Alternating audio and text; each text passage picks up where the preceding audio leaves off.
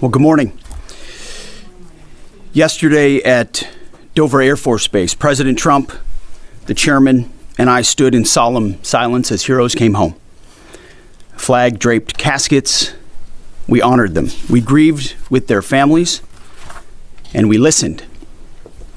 What I heard through tears, through hugs, through strength, and through unbreakable resolve was the same from family after family.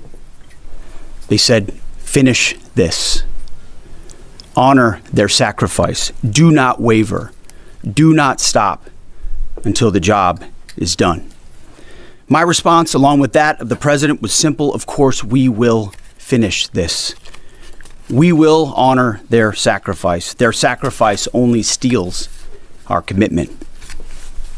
I wear this bracelet. Staff Sergeant Jorge Oliveira, he was one of my sergeants, or one of my specialists in Guantanamo Bay. He deployed later to Afghanistan, where he was killed on 19 October 2011. Killed 10 years after 9/11, 15 years ago. He was one of the 1%, the best of America. Not just a guardsman, but a law enforcement officer back home and a family man. I remember him every day, just like so many other men and women of our generation and previous generations who wear bracelets like this. Just as we will always remember those lost in this conflict. Their names are now etched into our mission and into the soul of a grateful nation. I stand here today speaking to you, the American people, not through filters, not through reporters, not through cable news spin. A dishonest and anti-Trump press will stop at nothing. We know this at this point. To downplay progress, amplify every cost, and call into question every step. Sadly, TDS is in their DNA. They want President Trump to fail. But you, the American people, know better. Yes, there are reporters in front of me, but they are not our audience today. It's you, the good, decent, patriotic American people. You, the hardworking, tax-paying, God-fearing American patriots. The media here, not all of it, but much of it, wants you to think, just 19 days into this conflict, that we're somehow spinning toward an endless abyss, or a forever war, or a quagmire. Nothing could be further from the truth. Hear it from me, one of hundreds of thousands who fought in Iraq and Afghanistan, who watched previous foolish politicians like Bush, Obama, and Biden squander American credibility. This is not those wars. President Trump knows better. Epic fury is different. It's laser focused. It's decisive. Our objectives, given directly from our America First president, remain exactly what they were on day one. These are not the media's objectives, not Iran's objectives, not new objectives, our objectives. Unchanged, on target, and on plan. Destroy missiles, launchers, and Iran's defense industrial base so they cannot rebuild. Destroy their navy, and Iran never gets a nuclear weapon. Our objectives from day one. To the patriotic members of the press, nobody can deliver perfection in wartime. This building knows that more than anyone. But report the reality. We're winning decisively and on our terms. Iran is a vast country, and just like Hamas and their tunnels, they've poured any aid, any economic development, humanitarian aid into tunnels and rockets. That's what they did with Hamas. Iran has funneled decades of state resources, not to their people, but into missiles and drones and proxies and buried facilities. But we are hunting them down methodically, ruthlessly, and overwhelmingly, like no other military in the world can do. And the results speak for themselves. To date, we've struck over 7,000 targets across Iran and its military infrastructure. That is not incremental.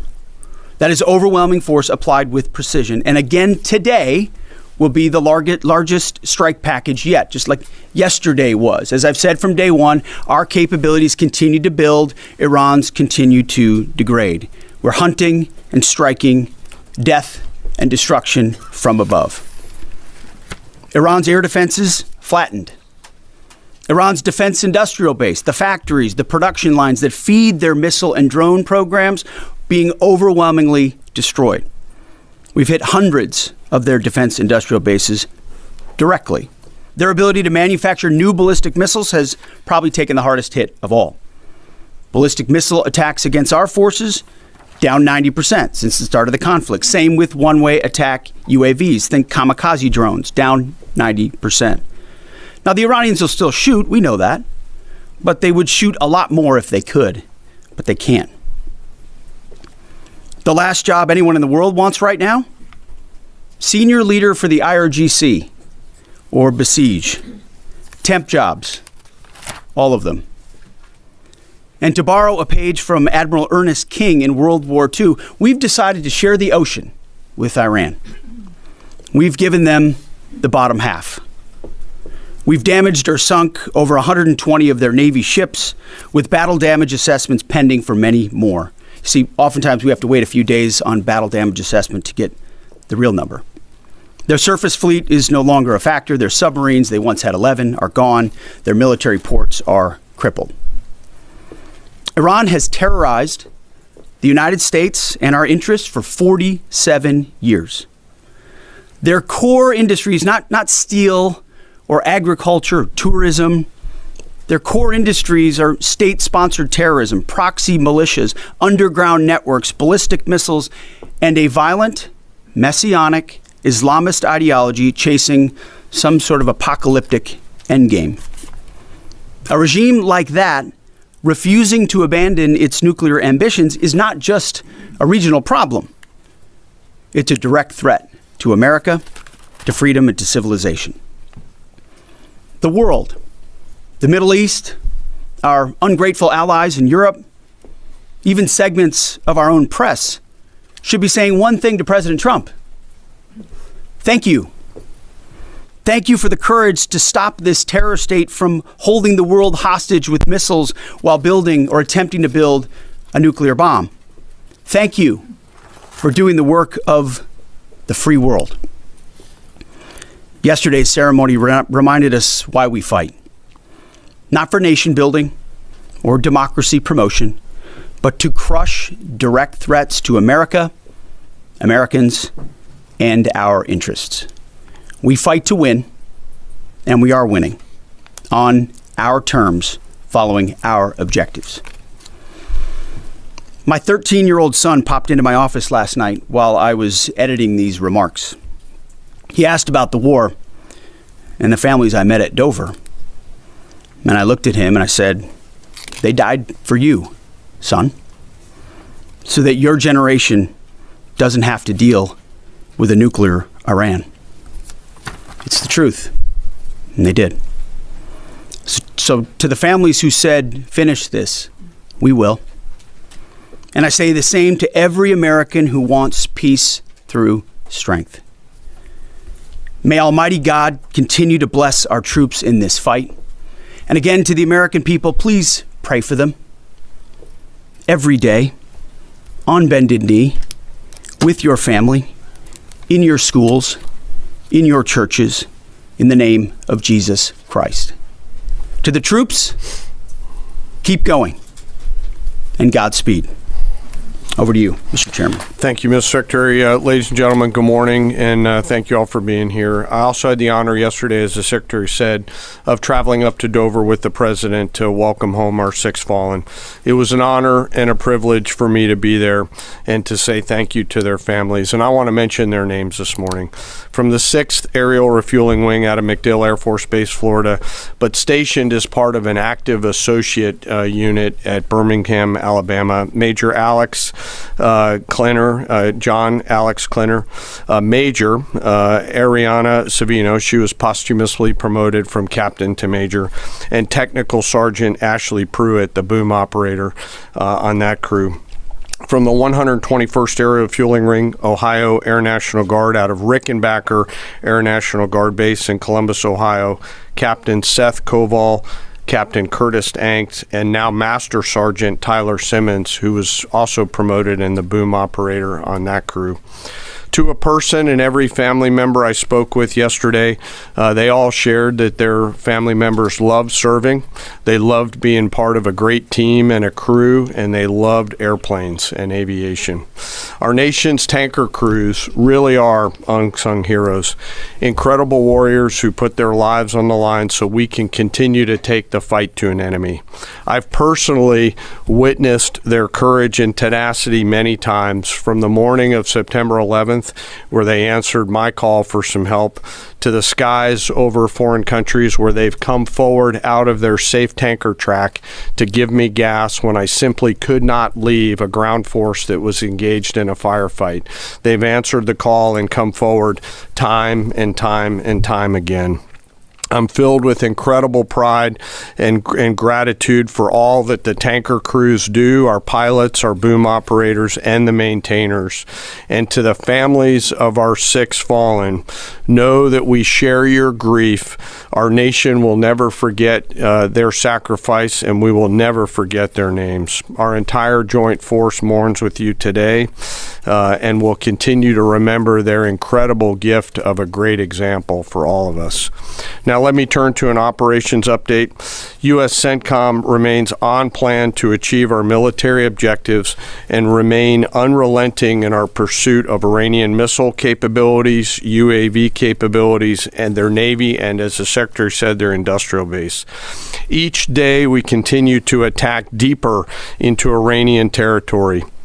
As reported by U.S. Central Command yesterday, the U.S. military dropped 5,000-pound penetrator weapons into underground storage facilities, storing coastal defense cruise missiles and other support equipment.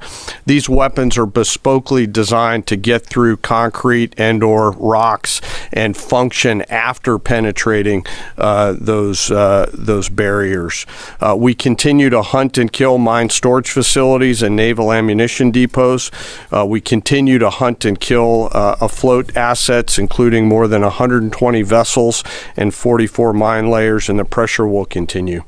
We're flying further to the east now and penetrating deeper into Iranian airspace to hunt and kill one-way attack garrisons, destroying Iran's ability to project power outside of its borders. The A-10 Warthog is now in the fight across the southern flank and is hunting and killing fast attack watercraft in the Straits of Hormuz. In addition, AH-64 Apaches have joined the fight on the southern flank, and they continue to work on the southern side, and that includes some of our allies who are using Apaches to handle one-way attack drones. In Iraq, AH-64s have been striking against Iranian-aligned militia groups to make sure that we suppress any threat in Iraq against U.S. forces or U.S. interests. And we remain focused on pursuit of any platform that Iran could field to harm Americans or our partners. Last Friday, Admiral Cooper and the CENTCOM team conducted precision strikes against more than 90 targets on Karg Island, which included all of their military-only infrastructure, which included air defenses, naval base, mine storage, and deployment facilities. And as the Secretary mentioned, we continue to strike against Iran's defense industrial base and will continue to do so. Today, I want to continue my theme of talking about members of our incredible joint force. Today, I want to talk about some exceptional airmen who are engaged in the fight daily. United States Air Force, Air Force Reserve, and Air National Guard crews within our bomber force.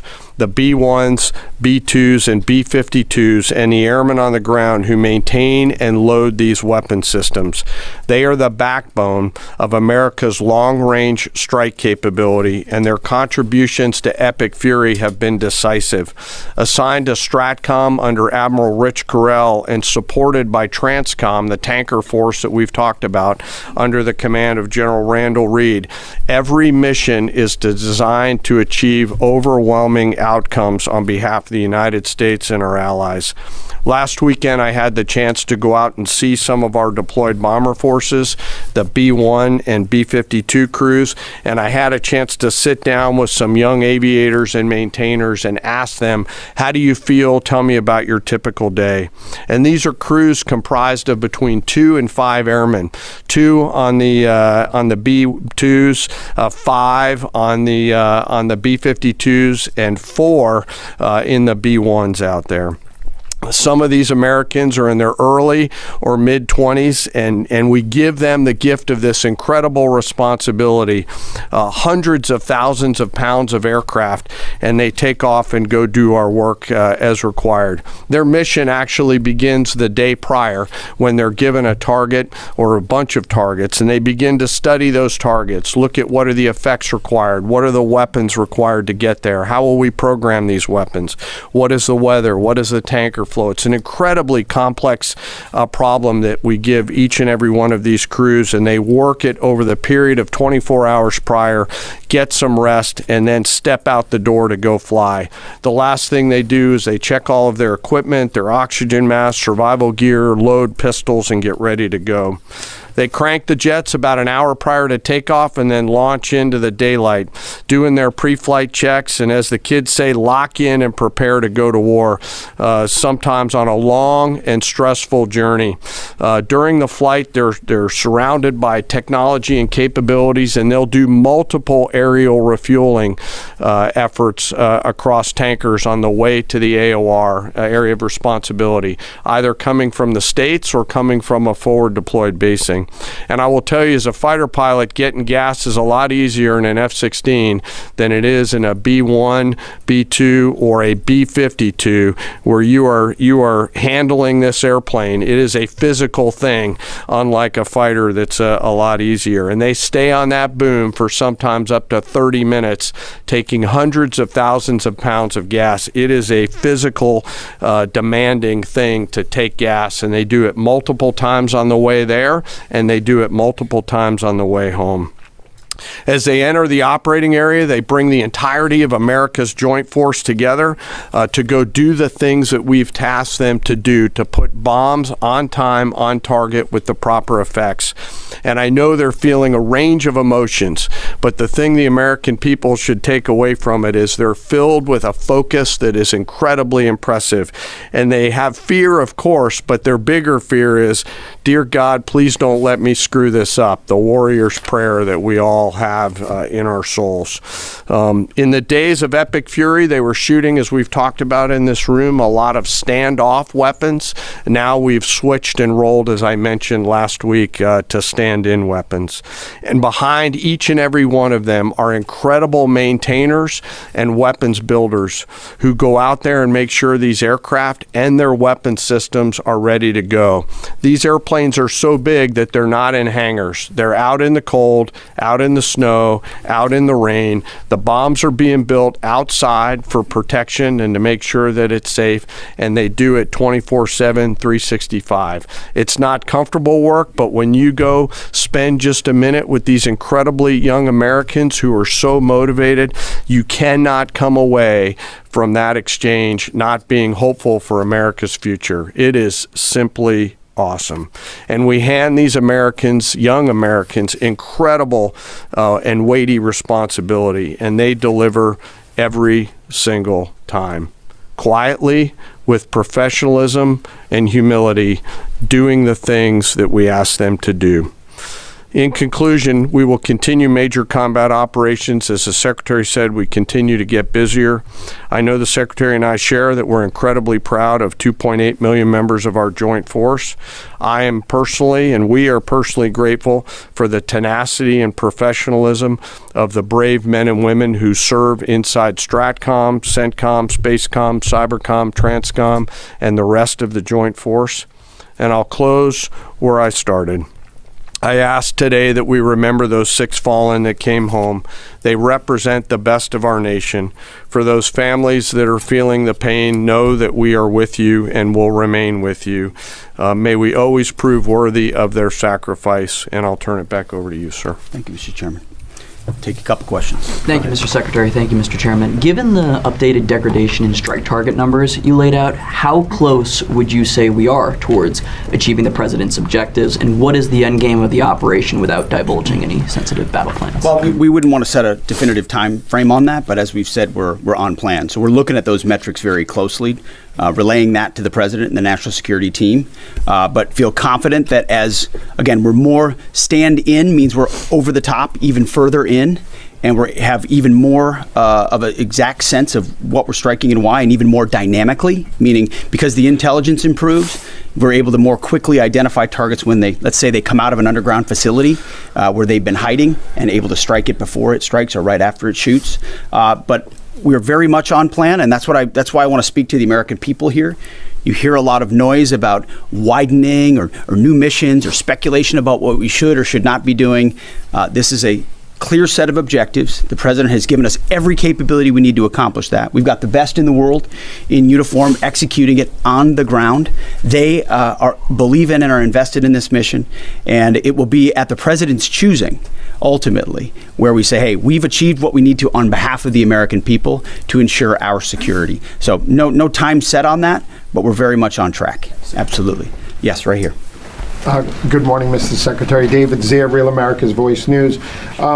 What countries have been the most cooperative with us, including the Gulf states, as Europe hedges?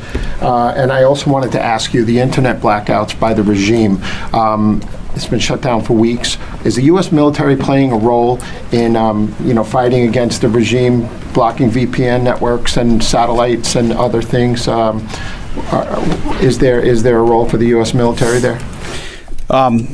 Obviously, on the allies and partners side, Israel from day one has been an incredible and capable partner, willing and able.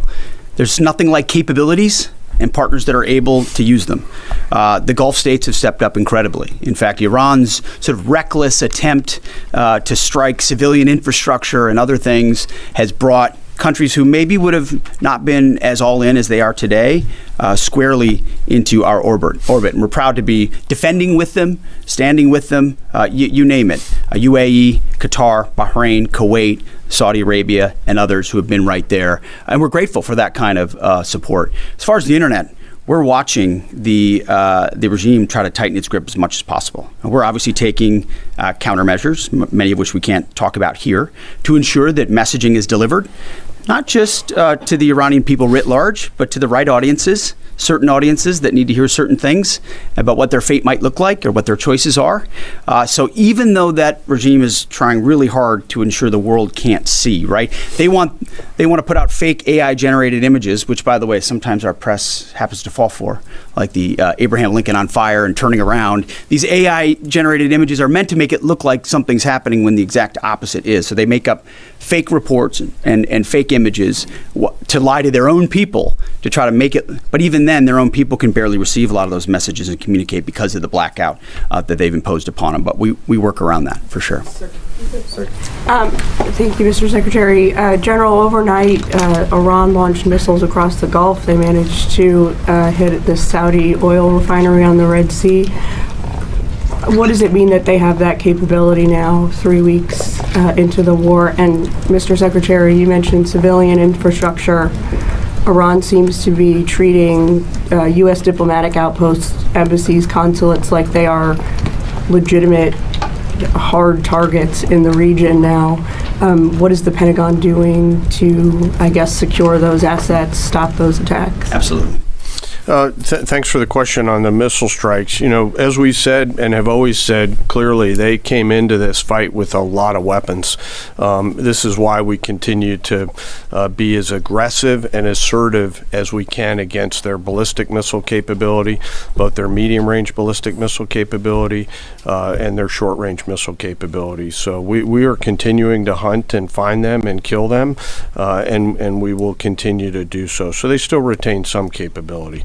And we have layered defenses throughout the region that will allow us to protect those. And we're working with our partners across the Gulf region to help them improve any defensive capabilities that they may need. To that point on capabilities, Iran is an energy-rich country, could be, should be. Instead, like so many other places driven by a radical ideology, they've spent that money instead of investing in their people. And that's why you had millions of Iranians protesting. It's because they felt like their quality of life didn't match what it could be or should be. And what was the Iranian state? There's a reason we call Iran the #1 state sponsor of terrorism, because they took the money they make and they invest it in tunnels, and they invested in missiles, and they invested in launchers and UAVs, and we are destroying and degrading that in historic proportions. But it doesn't mean they won't still have some and try to hold people at issue, which is why we're fighting every single day to continue to compel. And you mentioned embassies and consulates.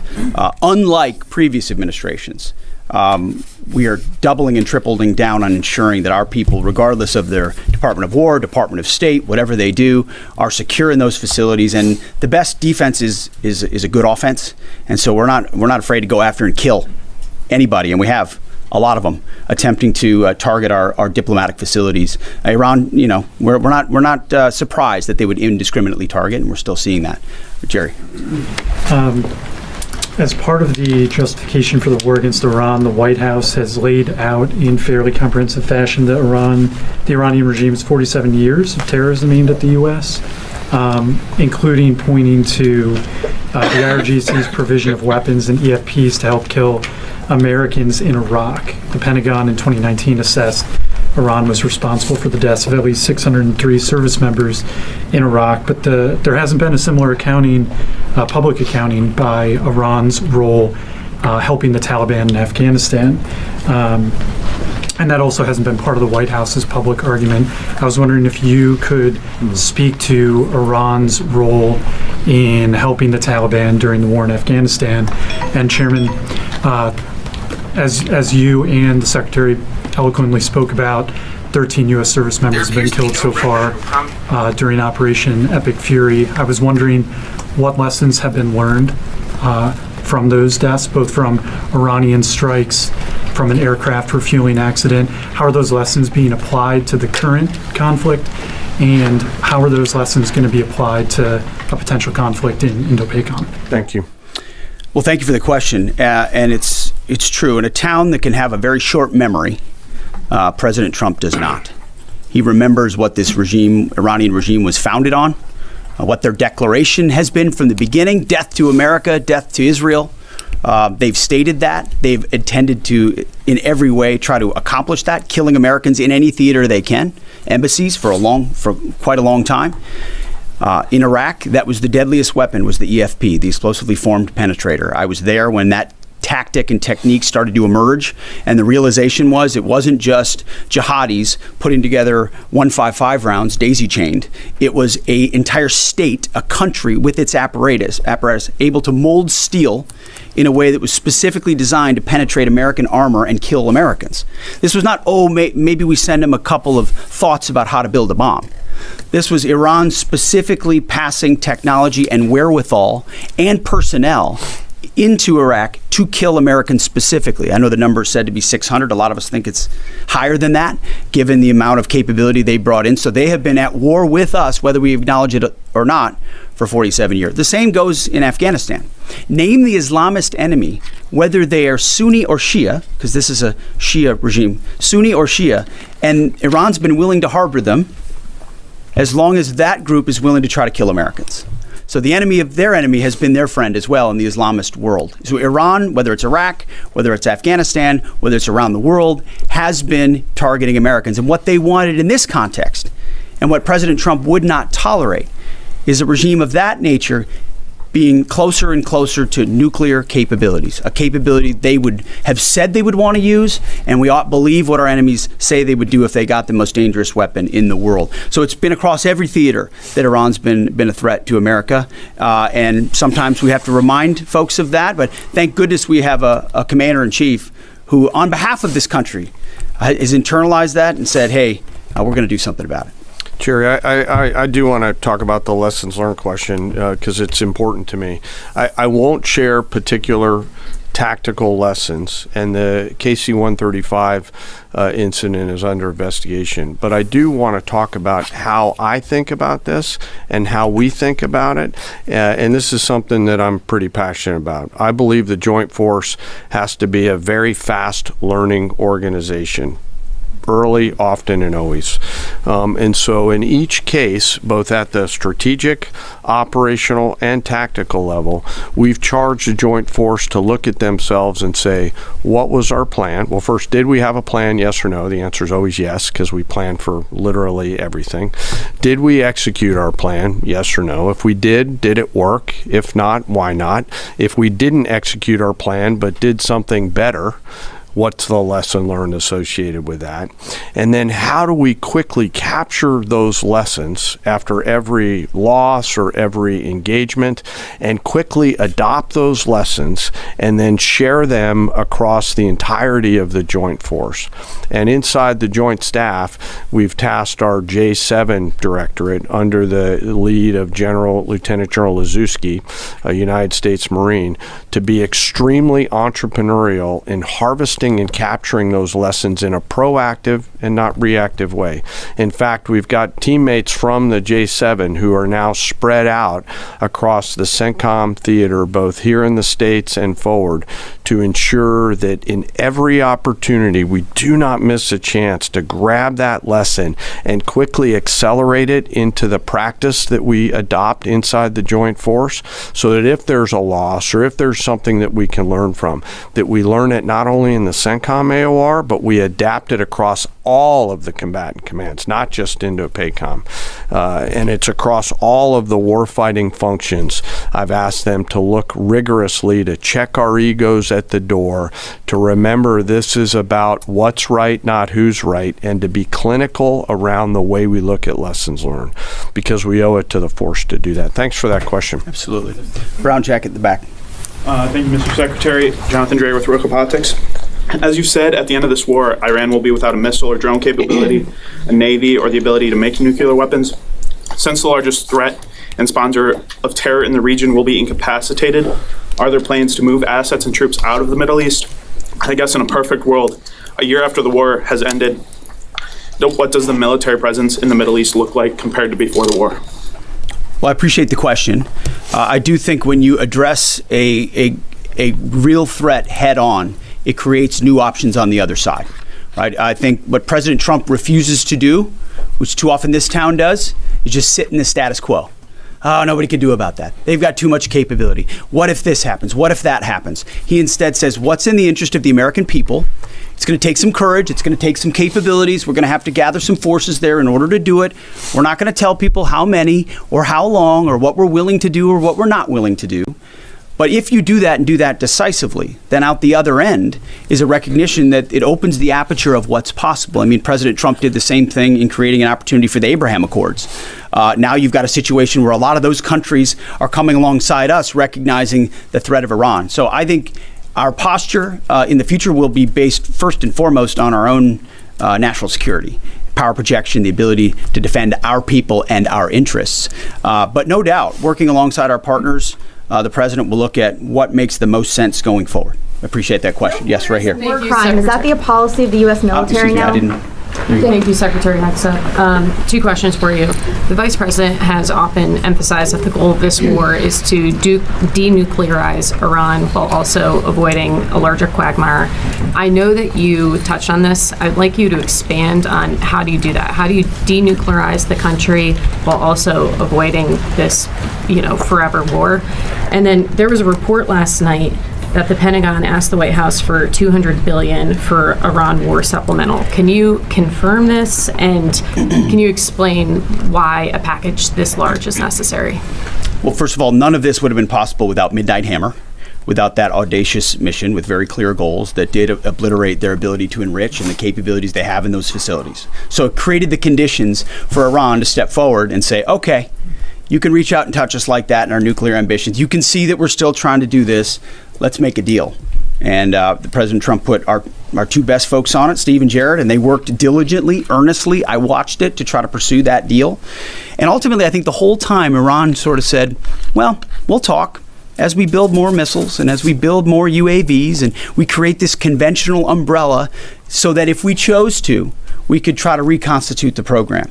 And sort of naively thinking that President Trump wouldn't do something about it. And that's why, as Secretary Rubio has said, and I've said, it's the conventional umbrella that was growing and growing and growing that was meant to protect that nuclear capability. So you had to address both what happened with Midnight Hammer and what happened with that as well. As far as $200 billion, I think that number could move, obviously. It takes money to kill bad guys. So we're going back to Congress and our folks there to ensure that we're properly funded for what's been done, for what we may have to do in the future, ensure that our ammunition is everything's refilled, and not just refilled, but above and beyond. I mean, President Trump, as he said, rebuilt the military in his first term, didn't think he'd use it as dynamically in his second, but he had. So thank goodness he did that. And an investment like this is meant to say, hey, we'll replace anything that was spent. And now that we're reviving our defense industrial base and rebuilding the arsenal of freedom and cutting deals like our great deputy secretaries here is doing, long lead times on exquisite munitions, we're going to be refilled faster than anyone imagined. And I think, we're also still dealing with the environment that Joe Biden created, which was depleting those stockholds and not sending them to our own military, but to Ukraine, which is every time we reach back and look at any sort of a challenge we have, it goes back to, well, send it to Ukraine. Ultimately, we think this should be these munitions are better spent in our own interests at this point, and this kind of funding bill is going to ensure that we're properly funded going forward. We'll take one more right here. Thank you, sir. Thank you, Mr. Chairman. Jordan Conradson with the Gateway Pundit. So with the strike yesterday on South Bar's gas field, if the U.S. didn't know about it or didn't approve of it, it kind of seems like a trend of Israel apparently pursuing their own objectives over U.S. objectives. I'm not sure if you agree with that, but the president has said he doesn't want to hit Iran's oil infrastructure right now. As you said, the U.S. avoided this on Park Island. Oil's nearing $120. Why are we helping Israel prosecute this war if they're going to pursue their own objectives? We hold the cards. We have objectives. Those objectives are clear. We have allies pursuing objectives as well. And the truth speaks for itself. I mean, President Trump was very clear about that. Iran has weaponized energy for decades. Israel clearly sent a warning, and POTUS has made it clear, very clear. Iran knows when you hit Karg Island and you hit military capabilities on Karg Island, which is the only thing we hit, we can hold anything at issue, anything. The United States military controls the fate of that country. Iran has the ability to make the right choices. It should not, going forward, target Arab allies, Arab countries, trying to create the pain that they created themselves. Thank you all very much. Appreciate it. Thank you for your time. Appreciate it.